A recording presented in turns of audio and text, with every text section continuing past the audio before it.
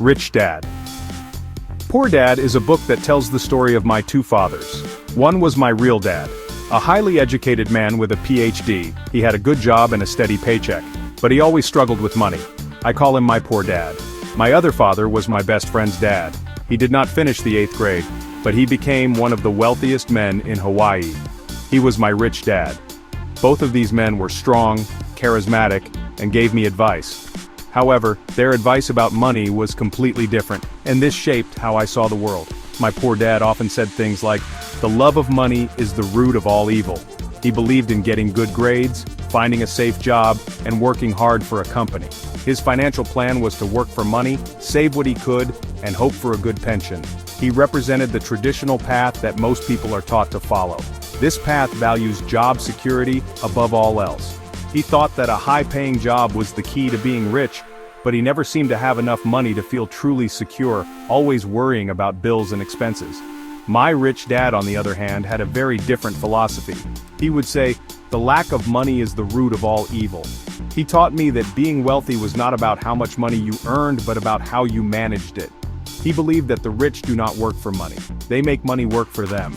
Instead of focusing on a secure job, he focused on building and buying assets that would generate income. He saw the world in terms of opportunities to create wealth, not just to earn a salary. This mindset was a radical departure from everything my poor dad taught me. The contrast between these two figures is the central lesson of the book.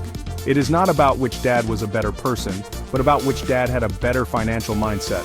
My poor dad's financial struggles were not due to a lack of intelligence or hard work. They were the result of his financial programming and his beliefs about money.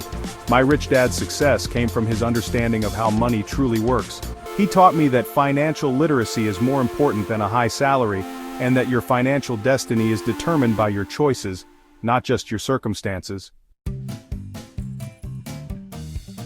The most important lesson my rich dad ever taught me was the difference between an asset and a liability. This concept is simple, yet it is the foundation of all financial success. He made it very easy to understand. An asset is something that puts money in your pocket. A liability is something that takes money out of your pocket. To become rich, you simply need to spend your life buying assets. The poor and middle class, in contrast, spend their lives acquiring liabilities that they think are assets. This fundamental misunderstanding is what keeps most people financially stuck. Let's look at a simple example. Many people believe their house is their biggest asset. My rich dad taught me that this is not always true. If you own a house and live in it, it is actually a liability. You have to pay for the mortgage, property taxes, insurance, and maintenance every single month. All of these payments take money out of your pocket. An asset, however, would be a rental property that you own. Each month, your tenant pays you rent. After you pay the mortgage and other expenses, the remaining money goes into your pocket. That is an asset because it generates positive cash flow. The rich focus on building their asset column, while everyone else focuses on their income statement. When a rich person gets extra money, they use it to buy more assets, like stocks, bonds, or real estate that produces income. These assets then generate even more money, which can be used to buy even more assets. It becomes a powerful cycle of wealth creation. The middle class, on the other hand, often uses extra money to buy bigger liabilities like a more expensive car or a larger house. This increases their monthly expenses and makes them even more dependent on their next paycheck. Understanding this difference is a complete game changer. It shifts your entire perspective on spending and investing. Before you buy anything, you should ask yourself a simple question. Is this an asset or a liability? Will this purchase put money into my pocket over time, or will it take money out? By consistently choosing to acquire assets and minimize liabilities, you begin to build a solid financial foundation. This principle is not complicated, but it requires discipline and a change in mindset from what we are traditionally taught about personal finance. One of the biggest problems in our society is that our schools do not teach us about money. We spend years in school learning academic and professional skills, which are important for getting a good job. We learn how to work for money, but we never learn how to make money work for us. My poor dad was a perfect example of this. He was brilliant academically, a top educator, but he was financially illiterate. He believed that his high education and professional skills would automatically lead to financial security, but he was wrong. This is a trap that many smart, hard-working people fall into. Our education system is designed to create good employees, not good employers or investors. It teaches us to follow a predictable path, study hard, get good grades, find a secure job with benefits, and climb the corporate ladder. The entire system is built around the idea of earning a paycheck. It does not teach students about investing, cash flow, debt management, or building a business. As a result, most people leave school with no real financial knowledge. They enter the workforce and quickly become trapped in a cycle of earning and spending without ever learning how to build true wealth. Financial education is the key to breaking this cycle. It is the ability to understand and manage your own finances effectively. This includes knowing how to read a financial statement, understanding how investments work, and recognizing financial opportunities. My rich dad believed that financial intelligence was far more valuable than academic intelligence when it came to building wealth. He taught me that your mind is your greatest asset. If you invest in your financial education, you can learn to see the opportunities that others miss and build a life of financial abundance, regardless of your formal education level. This lack of financial education is what keeps the gap between the rich and everyone else growing. The rich teach their children about money at home.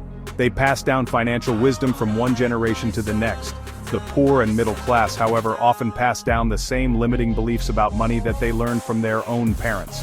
They teach their children to play it safe and work for a paycheck. To change your financial future, you must seek out the financial education that schools fail to provide. You have to read books, attend seminars, and learn from people who are already successful. The rat race is a term my rich dad used to describe the endless cycle that most people are trapped in. It is the pattern of getting up every day, going to a job you may not love, earning a paycheck, paying bills, and then having little to no money left over. As your income increases, your expenses tend to increase as well. You buy a bigger house or a newer car. This means you have to keep working harder just to maintain your lifestyle. You become like a hamster on a wheel, running faster and faster but never actually getting anywhere. It is a life driven by fear and the need for a steady paycheck.